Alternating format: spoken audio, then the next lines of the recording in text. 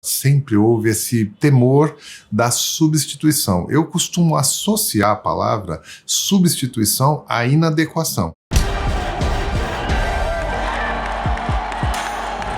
Não existe uma organização mundial do trabalho que determina as profissões que vão deixar de existir, as que vão ser criadas. A sociedade se transforma, o mercado de trabalho se adapta para conseguir com que as empresas entreguem para a sociedade quais são essas demandas. O exemplo mais clichê que a gente pode dizer são os táxis aqui no Brasil, táxis no mundo todo, mas aqui no Brasil a gente tinha uma ideia do taxista que se acomodou. Carros ruins, mesmo tendo subsídios e tudo mais, eles não atendiam mal, carros ruins, etc, etc. Chegou aí o aplicativo do Uber e outros, né? Mudou completamente. E hoje nós estamos vendo justamente o quê? Os taxistas querem continuar no mercado atendendo a mobilidade, eles precisam se transformar. Porque se você for olhar, você automatiza a maior parte das coisas. Tudo isso foi muito para o mundo da tecnologia, porque os serviços eram péssimos. E a tecnologia pode somar com tudo isso, mas eu vejo que é mais voltado para essa questão de trazer as pessoas para essa troca, essa funcionalidade. Bom, primeira coisa, quando a gente fala da substituição, pressupõe uma inadequação que precisa ser trocado, algum nível de inadequação. Ninguém gosta da palavra ser substituído, gosta de dizer estou substituindo. E a palavra mais correta é a sucessão, porque quando a gente fala de sucessão, significa que terminou o meu ciclo e eu posso iniciar um novo ciclo, e alguém me sucede naquele ciclo que eu estava. A gente não gosta muito da palavra de usar sucessão porque a gente sempre lembra do negativo. É importante dizer que todo mundo é substituível, em maior ou menor escala. Então,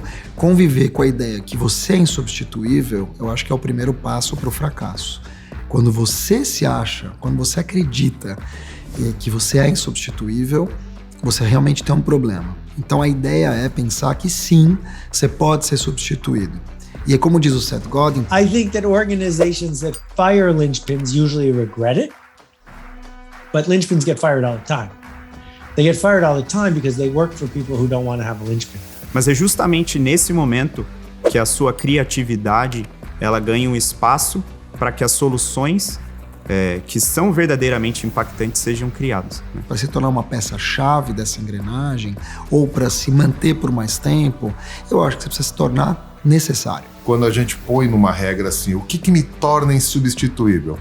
O teu gestor, a tua empresa perceber que você gera valor e cresce na geração de valor. Então, a capacidade de geração de riqueza que uma empresa adquire quando ela cultiva esse ambiente, ela supera em muito a tentativa de otimização da força de trabalho reduzindo custos, né?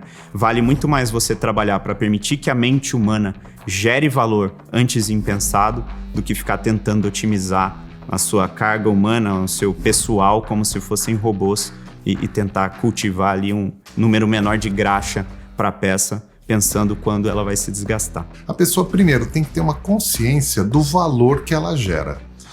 Quando a gente tem uma relação com uma corporação, com o cliente, de alguma maneira, é uma relação que a gente chama de trabalho, é uma relação de geração de valor. Então acaba que o funcionário peça-chave surpreende o chefe com a competência do seu trabalho, em vez de sempre parecer que está devendo alguma coisa. Uma empresa, ela também tem que ver esse ambiente, ou a necessidade de criar um ambiente de cultivo de peças-chave para além do medo de perder o funcionário. Então, as escolhas das pessoas para posicioná-las onde elas vão ter a melhor entrega. Esse é um ponto, né, fundamental aqui nessa questão. Porque um funcionário peça-chave, ele é uma pedra angular, né? Esse é o conceito de peça-chave.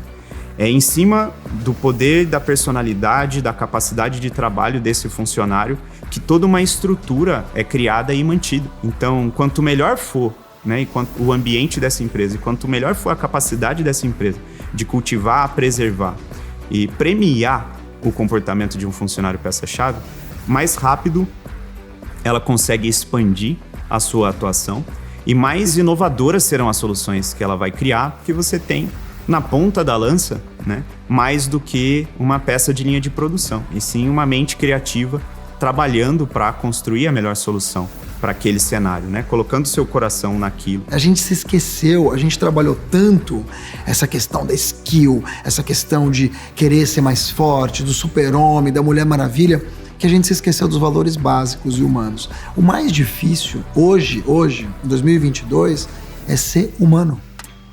Quanto mais humano você for, quanto mais você se aproximar desses valores, quanto mais presente você tiver numa conversa, quanto mais empatia você tiver pelo outro, não é se colocar no lugar do outro, porque isso não existe, é se colocar ao lado do outro. Você não vai sentir a dor do outro, mas você pode pelo menos acolher. Tudo isso são sentimentos puros, infantis, eu te diria.